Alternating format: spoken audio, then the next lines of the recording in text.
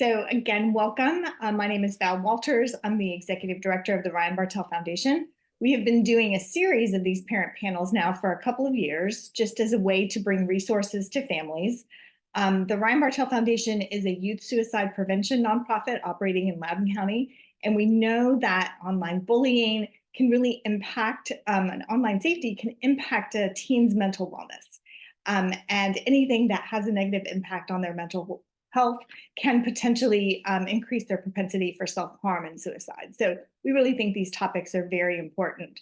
And I'm so happy to once again have Denisha as our moderator. We've got some familiar faces and some new speakers on. So with that, I'm going to go ahead and turn it over to Denisha and we can get started. Thank you, Val. So I am Denisha Hamilton. I'm a licensed clinical social worker with a private practice here in Loudoun County, Virginia. I'm also a board member of the Ryan Bartel Foundation, and I host the parent panels every month and am always excited on meeting new panelists and just the robust conversations we have. So I'm going to have each of the panelists introduce themselves, and then we will get right into the nitty-gritty of our conversation. So Lisa, you are closest to me on my screen, so I'm going to start with you. Okay, thank you, Denisha. I am so glad to be here. My name is Lisa Honnold. I run the Center for Online Safety. We believe it's our mission to help with intentional parenting, to help with intentional screen time, to bring that back into the forefront. We are the first generation to be parenting all of these screens, this 24/7 idea of having screens in our lives. And it's hard. The more that we talk about this stuff, the more that we share ideas and information in an informal panel like this and with you in the audience, the easier it is, the better it feels, and we don't feel alone. So I'm excited to be here. I'm also mom to 3 teenagers. One's in college, 2 are in high school. So I'm right there with you. And those 3 teenagers are using your internet right now. So if you disappear on us, we understand. Yes, I have 5 here right now. Frida, I'm going to go to you next. Hi, everyone. My name is Farida Shahid. I go by Cyber Farida online. I have a background in cybersecurity awareness, threat intelligence, online gaming, been a teen online, stressing my mom out. So all of that experience, both professional and personal, led me to create a business in helping parents protect their kids online while building a strong parent-child bond. So I'm bridging the gap from the cybersecurity field and then also from the teens' point of view of what's going on online. Well, that sounds like you're going to have lots of questions tonight. And Courtney? Hi there, I am Special Agent Courtney Good. I'm with Virginia State Police. What I do is I work on the Northern Virginia, DC Internet Crimes Against Children Task Force. And all we do every day is we are out here trying to do investigations to get these child predators that are trying to lure our children. I am a mom myself, so I understand how tough it is to work a full-time job and then have to come home and try to monitor what my child is doing. So I'm here just to help arm parents with more tools to put in their toolbox to help them with their children and keep them safe online. Thank you all. I can't remember if we said this, but for those parents that are watching, feel free to have, if you have any questions, to put them in the chat or to unmute yourself, and we are happy to answer your direct questions and experience.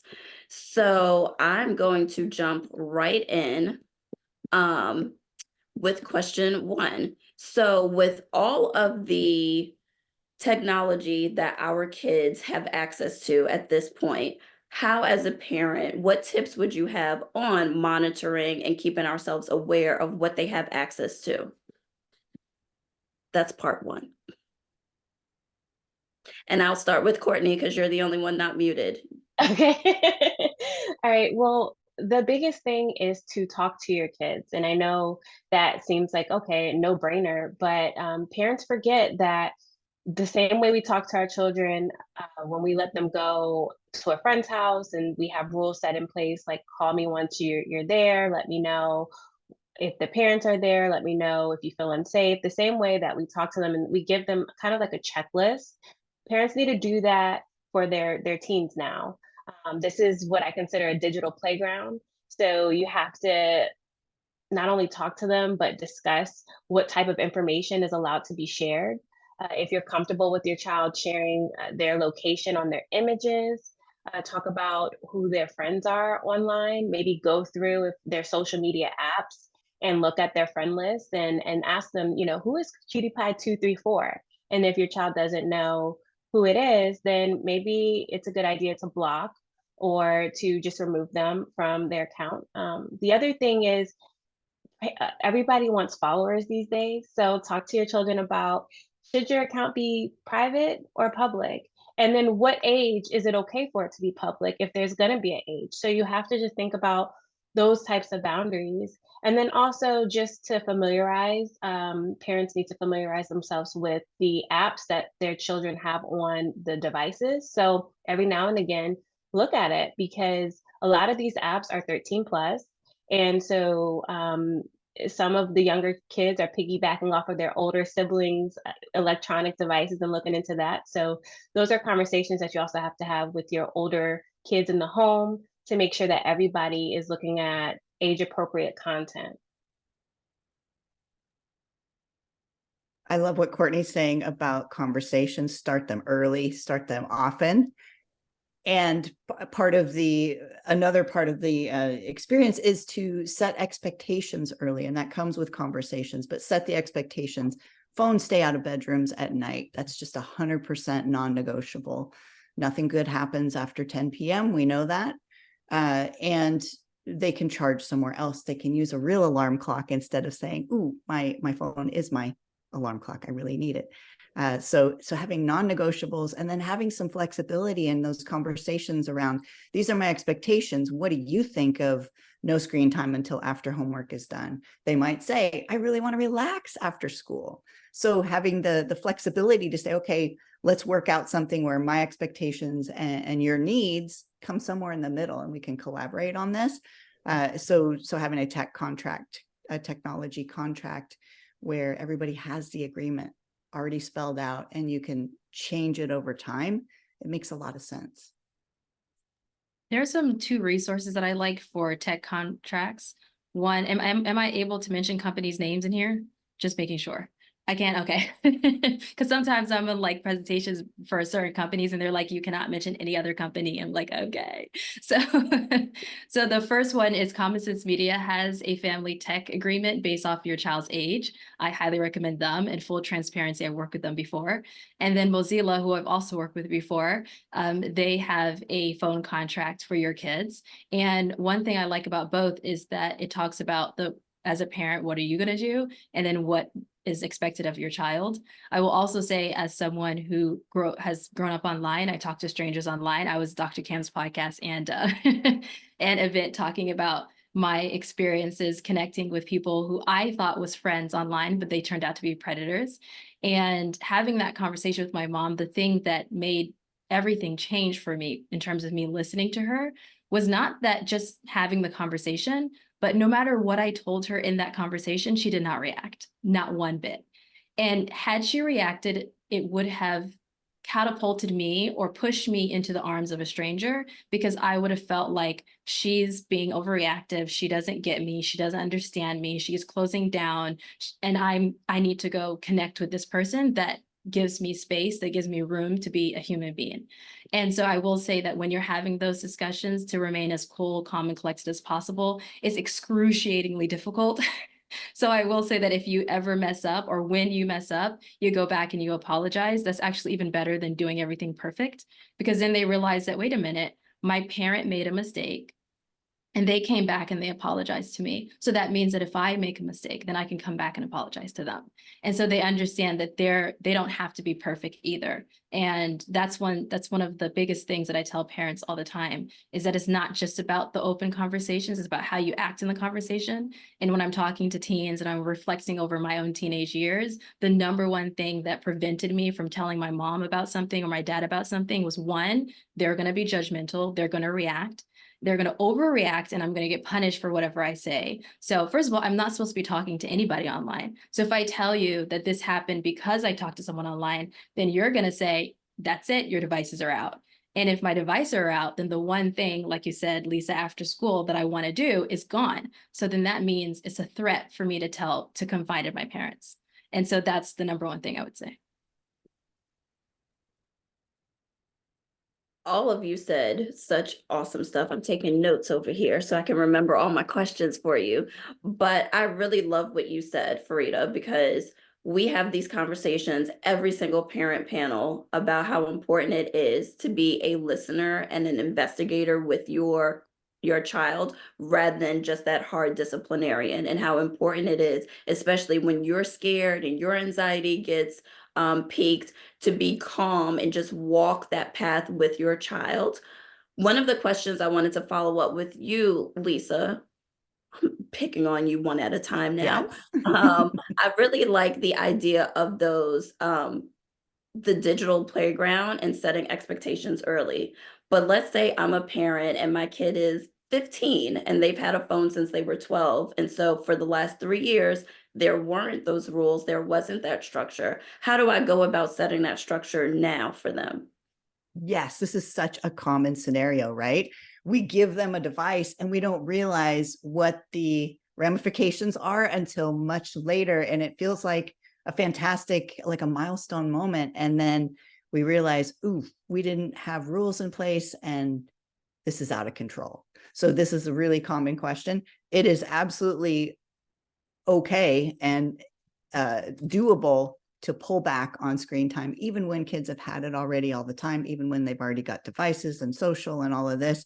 It's a conversation. And again, it goes back to teaching kids that we're human and learning from when we know better, we do better, right? Maya Angelou, when we know better, we do better. So going to your child with humility and saying, gosh, I am learning so much about what's going on TikTok, Instagram, whatever. I would really like to talk to you about putting some parameters in place so that we have offline time, so that we can look at each other at the dinner table without screens there, so that we can play a game, whatever is important to your family. Going back to them and saying, I now know that having some offline time, having some screen-free or device-free time is really important to me. And I'd like to talk to you about what that could look like. So again, not coming in with really hard and fast rules, but opening the door to what could this look like? What else would this open us up to be able to do instead of scrolling and kind of being in our own little worlds? I really like how you made it a we thing, not a you thing when you're talking to your child. It's not a you're spending too much time on your phone and you might be doing something inappropriate. It's we as a family are going to have no screen time. We as a family are going to eat without our phones. And I think that we language is so important because let's be honest, when you have a teenager, they are the smartest person on the planet. So they're safe. They know what to look out for. They've got this. And so their defenses are already up because that's just the nature of being a teen. So using that language of we're all in this together is super important. And I love that. So what things as a parent should we be looking out for with our teens? Frida, I'm going to start with you. So warning signs or just things to know about? Things to know about and also warning signs that maybe my child is in a situation online that maybe isn't safe or they aren't aware of how to navigate. Gosh, I always like going really deep and I'm trying to pull myself back out from being really deep about this. But I mean, the number one thing, and I would love to hear other people's point of view as well. But the number one thing is honestly trusting your gut. If you believe something's wrong, something's wrong. That's it. Don't second guess it. You don't have to feel like, oh, well, maybe I'm being overbearing, or oh, they're really pissed off at me because I did this once and whatever. Like, no, trust yourself. If you believe something's wrong, something's wrong. But then like opening up the conversation, the we conversation, like Lisa said, where it's I saw something on the news, and you may think that they're talking to someone or something may be going on social media, but you don't have to make it about them or your worries about them, because then they're going to close up. Then they're going to be like, oh, here she goes again. So it's so making it like a third party thing of like, yeah, I saw something on the news, and they probably will know what you're doing, but at least in that moment they feel like, well, maybe this isn't about me. And then you broach the conversation. You say, okay, this teen did this, and it makes me really concerned. Are you seeing this with your friends that are happening with your friends? And making it like a third party conversation where it's not directed at them, so their walls don't immediately go up, is best. And then to go to on the deep side, and I would love for other people to give their advice on that situation as well. But to go on the deeper side, I firmly believe that the best way to protect your kids online, even though I have a background in security and tech and whatever, it has nothing to do with tech. It has nothing to do with, oh, I fear that they're talking to a stranger on Roblox, so let me put parental controls. If your kid believes that they're tech savvy or they're tech savvy and they can go around it, they will go around it 100%. And so if you have that safe space within yourself where you're able to have hard conversation with yourself while holding space for grace and kindness, it's easier, it's not easy at all whatsoever, but it's easier to give that to your child because you've modeled it within yourself. And your child, as we already know, is watching you in ways that they're not even conscious of. Everything that you're doing, everything that you're saying. I mean, there are things that my mother was doing in her marriage that I didn't even know of. And then when I got into my first couple serious relationships, I started to do, and I had no idea that she was doing that. So there are certain things that happen through the family line. It's genetic, it's whatever. So when you're able to heal your childhood trauma, your emotional wounds, to give yourself space and kindness and grace, it's easier for you to see the warning signs in your kids, and then that not trigger you into having a reaction that you may regret. And when it does, when you do have a reaction that you regret, you're holding space for yourself and giving yourself grace to come back to the situation and say, hey, I'm sorry. Hopefully that answered it in the way that you intended it. I know it's a whole roundabout way, but I firmly believe that's the foundation. And to piggyback on that, we've got to be brave and start a conversation that we don't know all of the answers to. Sometimes I hear parents say, I don't know about Instagram, or I don't know what the details are on what might be happening. It goes back to Frida saying, trust your gut, be brave, start the conversation, ask a question, start with the news idea, the news article idea or something like that. Keep it general, don't point at them. You don't have to know where it's headed. You just are there as a sounding board and a neutral party, curious, asking for information.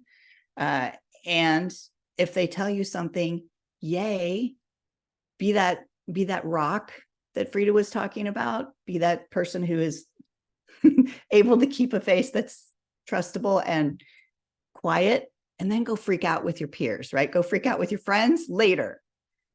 But in front of your kids, you are that safe rock, that safe spot. I'll piggyback on that. I just think that it's important for everyone to just remember that these conversations don't have to start when you think something is wrong. I think the best time to have these conversations is actually when everything seems like it's great, and that way the conversation is more casual. I think that parents need to just kind of take a breath and know that we, especially as a parent and an investigator, I know that I cannot prevent, I'll talk about my child from online predators. The goal is for her to be able to recognize when she is speaking to one online, and for her to have the tools to be able to then block that person or get out of that situation, and to basically cultivate an environment for her to feel comfortable to come talk to me if that happens. I think that while we're in these online spaces, you're never going, no matter how many parental controls you put on, you're not going to be able to stop a predator from being in the spaces with children. It's just, it's not, I wish we could, but we can't. And so I think having these open-ended conversations where we're not judging is the best thing that we can do. And just to go back to the question, some things that you can kind of look for is if your child is minimizing the screen when you're walking past. Like my co-panelist said, you should have electronics in open spaces so you're able to kind of see what their behaviors are, but also to check and see if they're withdrawing. Now, I know there are a lot of kids that are uncomfortable with talking to people in real time, and so it's a lot easier to be behind the screen. I don't think that is weird or concerning in any way. It's when they are very evasive or vague and they're not willing to even talk about those things. And so, another tidbit that I like to tell parents is that, especially when we're coming down on our kids and we're punishing them, is also start looking at some of their cash apps and stuff and see who's sending them money and gifts, because that can also be a lead for a parent to say, you know what, it's not directly saying, I know you're doing something bad online, but it could say, hey, who did you get this $25 from? And that can be a conversation starter. And then just my last thing that I'll say is, I think it's important for parents to realize you do have a right to have the passwords to these devices that you're paying for, and that, from an investigator standpoint, if you're able to talk to your child and get those passwords, it makes it a lot easier for when you are trying to be a detective and see what's going on. And then just make sure, like everyone said, you have to be approachable, and it can't be an interrogation. It always has to be approachable. And so as long as you're doing those things while you can't protect them fully, that will give you the tools you need to be able to maneuver this online space. I think what you said is so important, Courtney, because I think sometimes we have these conversations and we think we are going to prevent our children from falling into some of these categories. And it's so important for parents to hear that it's not prevention, it is giving them the tools that when they find themselves in these situations, what are they going to do? I know that teenagers are very crafty. And I think, Farida, you said it, that they're going to create a Finsta, which is a fake Instagram page. They're going to have navigate things in a way that the rest of us just don't always know how to. And again, it's being able to have those open conversations. I want to talk a little bit about social media and cyberbullying, because another thing that I see with my caseload and even with my stepdaughters is that the social norm in school now is that everyone shares everyone's information. So you might be in a group chat on your phone with someone and you have no idea who 5 of these people are, but you also can't leave. Social media keeps, you're friending everyone in school, even if you're not friends with everyone in school. So as a parent, how do we navigate social media, cyberbullying, having those conversations? What are we looking for when it comes to those big 2 entities? Lisa. Thank you. That's a big question. I will.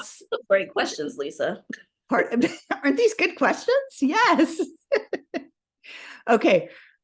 When I think about this, there's so many pieces to this. It comes down, I think Frida already mentioned that all of the social apps, you're supposed to be 13 to even have an account on them.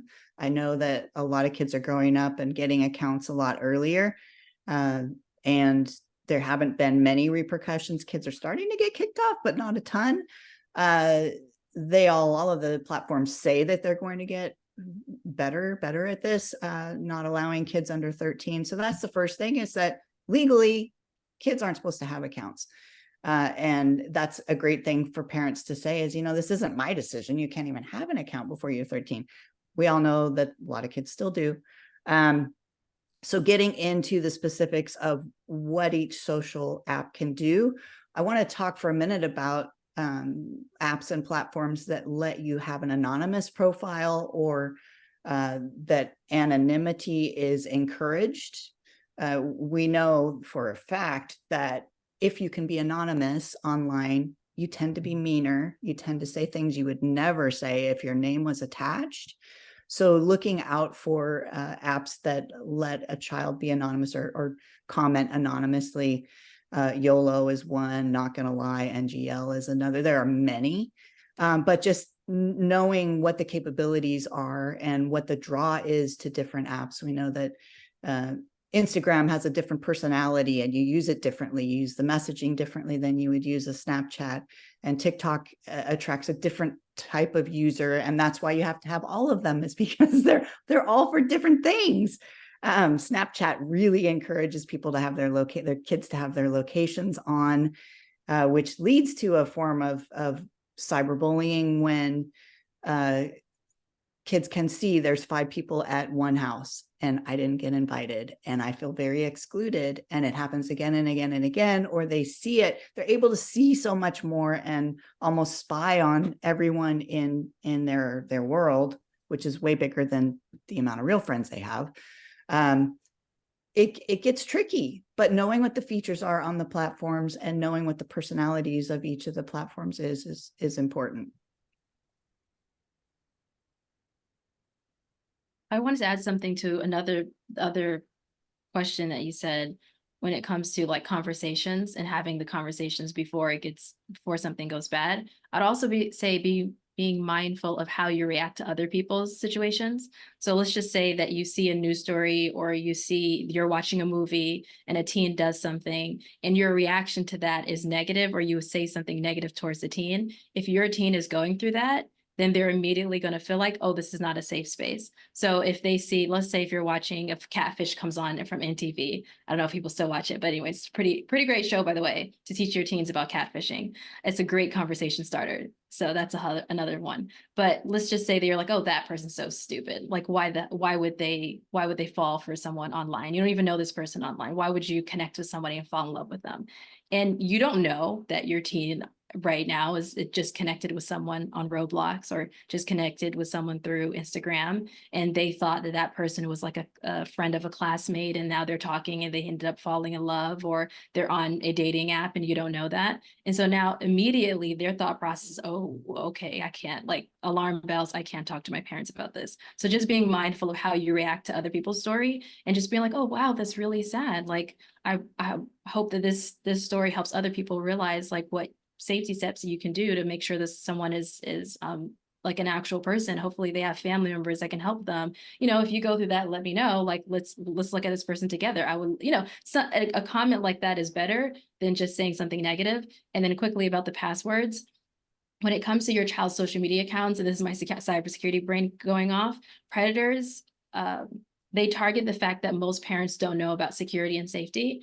And so they're able to get into your child's Snapchat account, TikTok account, Instagram account. Like we said, they share a lot of information in group chats between their friends, and predators know that. And so they take those group chats to figure out where your child lives, where they go to school, download pictures of your child. So if you have your child's password, that's the perfect moment to start thinking about password safety and using a password manager that helps you manage your child's passwords as well. So you have it all in one place and don't have to think about anything else. And then you're managing good and secure passwords. I recommend something like 1Password. So I will say all of the resources that we are talking about in this panel, we are also going to send as a follow-up email afterwards. So if you don't have pen and paper to write down all of this, we will get that information to you. Lisa, I'm going to double back to you because you said something that I think most parents wouldn't think about. So when we think about cyberbullying, we think of the very clear, like, fat shaming, name calling, things like that. But those little things that teenagers do, like sharing location and 5 of them are in one place and not, you're not there. I don't know that most parents would think of that as cyberbullying. So can you talk a little bit more about that? Yeah, it's interesting because cyberbullying covers such a range of things. I think we should probably define it a little bit as we're talking about it. There's the obvious, there's the harassment, which is what we think about, sort of the trolling, the insulting things that happen. There's rumor spreading that easily happens. There's taking over a profile. So someone pretends to be another person and then gets some sort of secret or private information from one of their friends because it looks like their friend. And shares it, right? Shares this thing that was supposed to be secret. Catfishing, we talked about that for a minute. Cyber stalking, and then this idea of exclusion, which A lot of people in my generation have a hard time thinking about exclusion being a form of cyberbullying because it happens. It just happens. But if kids are doing it on purpose, if it's something that everybody knows about and they're sending a picture on purpose and tagging someone who wasn't invited, it's really intentional and it's meant to hurt. It's meant to harm. And that's important to point out. It's different than not being invited to a birthday party when I was 5. It's different. If I can, I would like to just touch base on sextortion. That is another one that is very prevalent right now, especially among teenagers, where they think they're talking to maybe a friend, maybe a predator has acquired one of their friends' accounts, and no one knows that they've acquired this account through password sharing. And then they send an image to who they think is, Emily, but it's actually Bob from, could be London. And we've had cases here in Prince William County where I work a lot, but I work all over Virginia, but in Prince William County where a Prince William student image was found in London, and we tracked it back, and then that's how we figured out it was sextortion. And so what they do is they gain the trust, they pretend that they are, the same age as the child, and then once they get them to send a nude image, then they will ask for money, and they will say they'll do their research. They'll know who that child's mom and dad is and their friends and their aunts and uncles.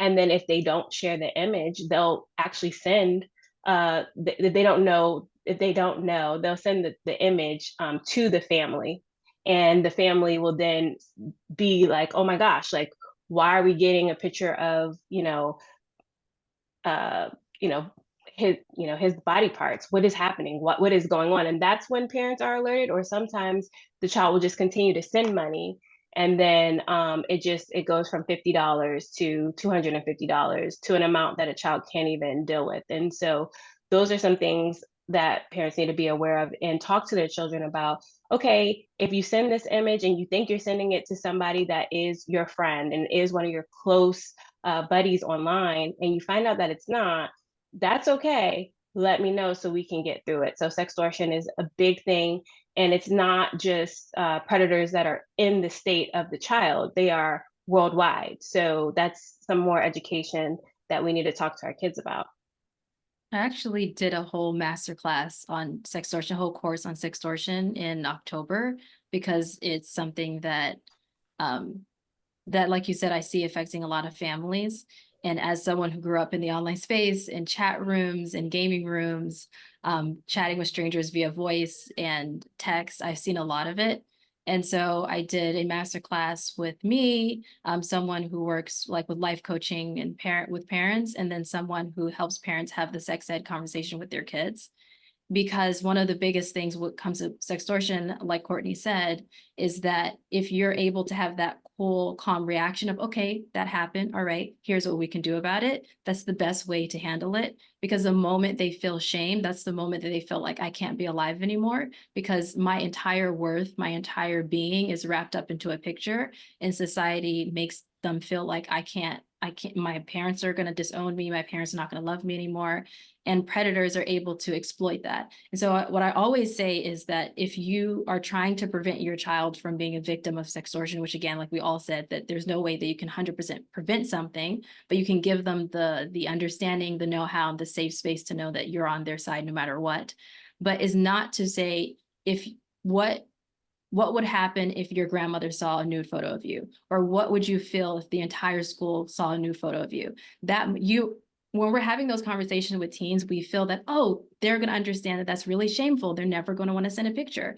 What it does, it actually aids predators. And Courtney, I'm pretty sure you know this from what you're going through in your county as well, is what predators do is they take that and they use it against you, and they use that against your child. So in the conversation, once they have the picture, they're like, great. So now that I got this picture, how would you feel if I sent this picture to your friends, to your family members, to your followers, to people in school? Oh, you don't like that? Great. Well, send me $25 more. Or you don't like that? Well, send me more pictures. And they use that against your child. So the best way is to teach your child the consequences of something that happens, but not the shameful feelings. You can say, hey, this is not shameful.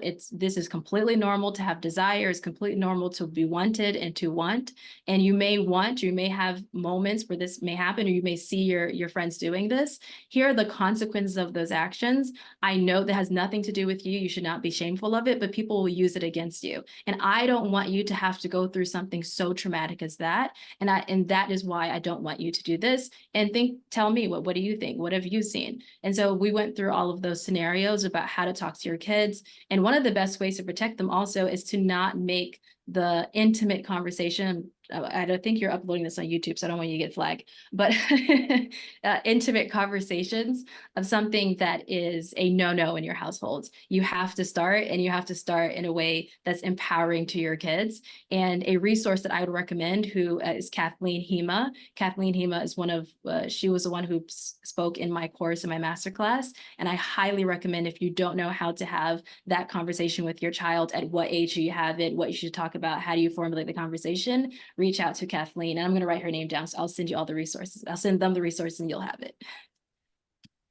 Perfect. We do have sorry. I was actually going to, before we get too far away from what Lisa had said about the exclusion piece, is that, is the modeling of the behavior to our kids. I think that that's really something important when we talk about social media and the exclusion piece, because if you're doing it on your social media, your kid is going to emulate what you're putting out. So I think it's a really key thing for parents to sort of take into consideration is what is your online behavior like? Are you bullying? Are you making derogatory comments? And are you excluding, friends and et cetera from events and posting the ones that you do have? I think that that's something that parents, it's do as I'm telling you to do, but you're not modeling that for your kids. So I think that's really a key thing to sort of keep in mind. Yeah, and parents also need to teach their children not to be a bystander, right? Like if they see that one of if they tell their children, if you see one of your friends that are being left out on purposefully, or if there's somebody saying mean things to them, then don't be a bystander. Don't just stand there and watch your bestie get berated or left out online. Be somebody that they can go to and be an ally and try to help teach the other kids that this is not nice, and it has consequences, and we've seen those consequences more and more with the self-harm and suicides. And so I think it's really good for parents to also talk about that, and that can also be a talking piece to get into as a segue to online safety, just saying, hey, I see your friend looked really sad today. Why isn't she going to this sleepover? Was she not invited? And maybe just go from there and see if there's any support that your child can then have. And it might just help them to foster a better friendship with their friends as well. So. Thank you, Val, for circling back to that, because that was an important piece to highlight. We do have a question from a parent, so I want to make sure we talk about that. And again, any other parents have any questions, feel free to ask. But we know that AI-generated photos are a very big thing right now. And so this question is, can we expand on how to address AI-generated photos with our kids? This is the year, right? This is the year of AI. Everybody's talking about ChatGPT. It's amazing. I don't know if you all have had a chance to use it for work, especially. Oh my gosh, it's a time saver. It can make awesome drafts. School districts are now grappling with, how do we know that a child is actually learning, critically thinking, and creating their own homework versus putting it into ChatGPT and having it spit out. More recently, the last couple of months have been all about the photos that can be created. I don't know if you saw, there was a photo of the Pope in a white puffy down jacket earlier this year. And everyone was like, is this a real photo? What's going on? It's such a weird look for him, as he's very trendy looking. And it's not real, but we couldn't tell the difference. this is a problem. Adults can't tell the difference. There are not markers, and moving forward, the AI is going to get even better. So it's a super murky area. No one has, excuse me, no one has the answer in exactly what to do, but we can have conversations with kids about, do you think this is real? What are some of the markers that make you think it might not be real? Using those critical thinking skills to apply to a picture that seems out of context or seems weird is a start. This is such a brand new emerging area that we're all talking about it, and especially school districts are really overwhelmed with the consequences, the back end of this for both photos and words. There was a New Jersey school that had high school students that were using students' faces with nude bodies and posting those around like they were real. This is going to continue to be an issue. Yeah, I just like to add to that. While we can't prevent it, and I know I've seen some predators will do that. They'll take an image that a child posts and like you said, put a nude body underneath it, and it's not that child's. So there is a thing called there's a Take It Back campaign that nicmic.org is doing, and those resources will be available. But if you can post it anonymously on their website.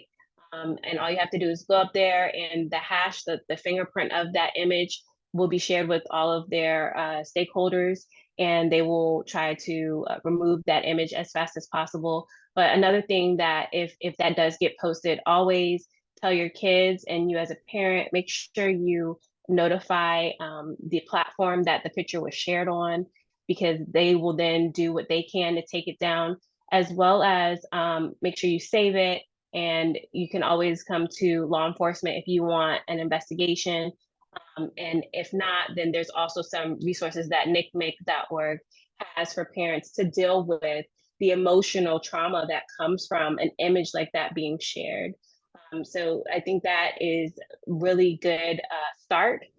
It's not going to be an end all be all for us by no means, but again, we have to really consider what we as parents are posting of our kids, and if we're posting our kids in their cheerleader uniform or in their wrestling uniform, and then also just make them mindful that if they do see something like that and that does happen to them, again, creating that safe space, but going to those resources to then get that taken down as fast as possible. And at a higher level, this shouldn't be up to individuals. This should be something that's got oversight from government entities from somewhere who is creating rules at a level here, so that we don't all have to be full-time investigators. It feels what's headed our way is crazy. So what I'll say about that is that federally, all of the social media platforms and apps are required to notify law enforcement when they have these images that come on their platform. And just, I can speak from my agency alone, we, as of last month, we had over 9,300 cyber tips, right? And just 2 years ago, we were getting 2,500 for the year, and we've tripled that, right? So they are reporting these things.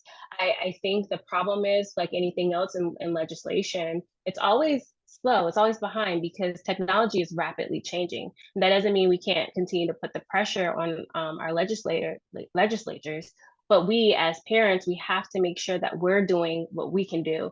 I always tell parents for these situations in particular, usually law enforcement is the first line of defense. But when it comes to child exploitation, parents are the first line of defense because they know what devices their children have. They're likely paying for these devices and they can see it. And I know that it's a heavy lift for parents.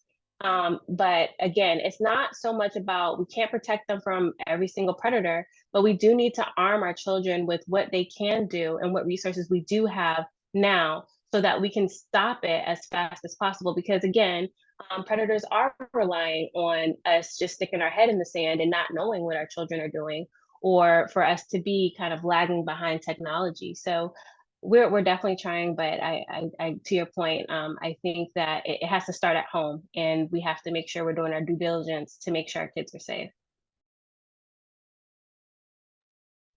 So We are going to post a survey in the chat, and if you all can take a few minutes just to complete that survey while we continue our conversation. But it does help the foundation provide feedback on future parent panels, as well as helps us with our grants. So thank you for that. Um, I want to take a little bit of a twist on our conversation because we've been real heavy for 50 minutes.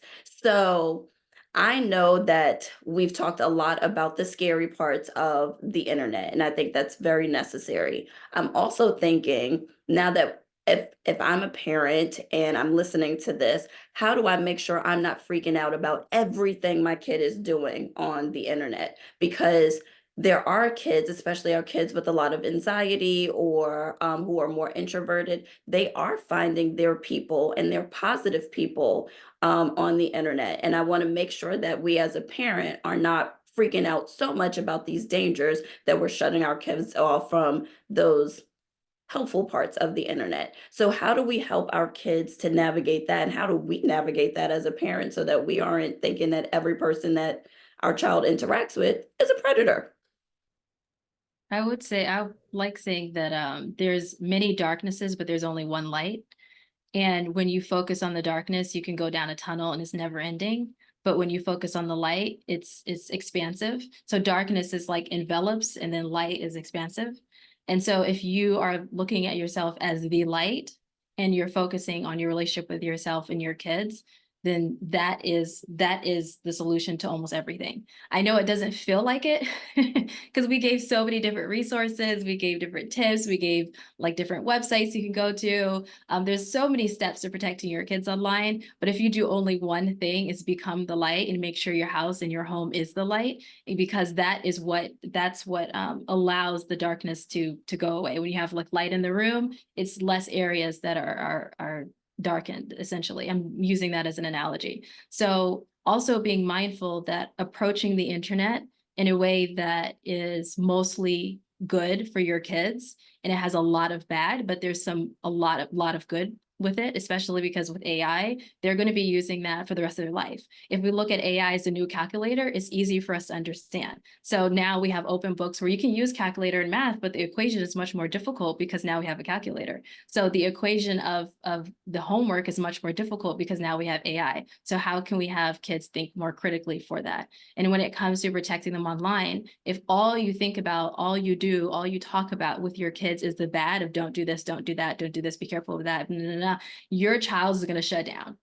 You're going to shut down and they're going to shut down. And that's the worst thing that you can do. So the best thing you can do is to focus on what are the areas that your kids absolutely love and how can you amplify that, whether that is playing the game with them, whether that's sharing funny TikTok videos with them, whether that's sharing funny YouTube videos with them. If you're like, hey, they're not old enough for TikTok, you can use something called Sensical. I'm gonna write this down so I can send it to you all. That's from Common Sense Media. Is age appropriate YouTube videos and age appropriate TikTok videos for your kids to watch. What are ways that you can have fun as a family? Can you have family gaming nights? Can you have Netflix nights? Can you have whatever it is? How can you make them understand that the internet is a tool? So if they like editing, how is there an editing software they can use? Is there a YouTube channel they can watch? How do they understand that tech is a tool and you control it and it does not control you? I believe that's the best. And I can say a lot more, but I'm going to stop there and maybe I'll piggyback off someone later.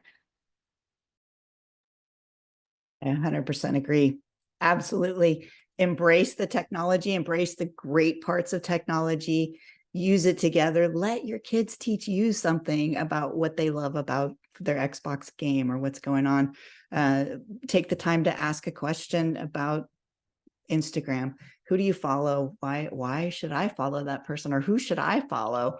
I think whatever apps they have, it's a great idea for you to have an app on there too, just so you can go back and forth on Snapchat and send them silly things and be a part of their world. That they pick up their phones a lot if they're teenagers. Pop in and say, hey, on a different platform. Use some slang, use some funniness, and connect with them where they're going to have fun with you. So yes, embrace the best parts of technology together. Let them teach you something. Absolutely. And also just check if your child's apps have a family center. I know IG has one, and you can then link your accounts and you can kind of see some things. Or what I like to do is you know, kind of just go through your own phone and say, you know what, I want to make my account a little bit safer. Can you help me figure out is this a good person for me to follow or not? I think that's super helpful. But also, the same way when back in the day we were latchkey, we were walking home from the school bus, and our parents said, you know, if you forget your key at home, sit in the back of the house or go to your Mr. Arrington's house down the street. I think it's the same way. There were risks involved, and yes, our parents were concerned, but did they still allow us to grow in those areas? Absolutely. And so our job as parents is to keep our kids on a line. And when they get off the line, then yes, you may have to come down and do some other countermeasures. But also, this is their lives. This is the space that they're going to be in. And so we have to give them that leeway. And you know your child best.